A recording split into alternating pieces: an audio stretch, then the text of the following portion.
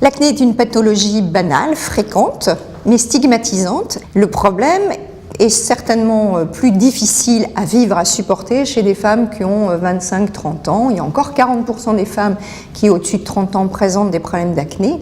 Donc nous, les gynécologues, nous avons la possibilité de proposer des prises en charge, puisque cette acné est une pathologie qui est une pathologie dermatologique, mais qui est hormonodépendante. On sait qu'elle correspond à une sécrétion de sébum trop importante et que cette sécrétion de sébum, elle est stimulée par des hormones qui sont les androgènes, les hormones masculines.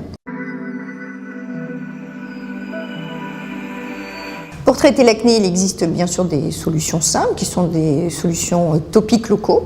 Ou alors, les dermatologues proposent des traitements antibiotiques au long cours pendant 2 à 3 mois, ce qui peut très bien fonctionner, mais parfois pas suffisamment.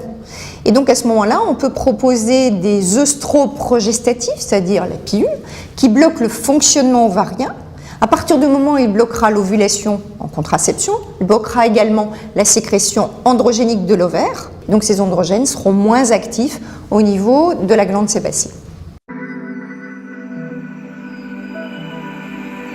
Les femmes qui ont des problèmes d'acné et qui désirent une contraception hormonale, elles doivent éviter les micro-pilules progestatives en continu qui risquent d'aggraver les problèmes de peau et plutôt opter pour les contraceptions œstroprogestatives.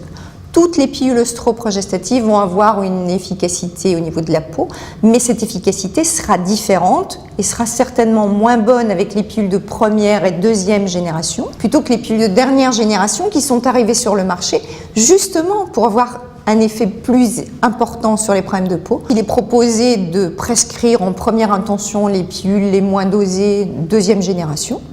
Mais si les problèmes de peau ne s'améliorent pas, de proposer en deuxième intention les contraceptions avec les progestatifs plus récents.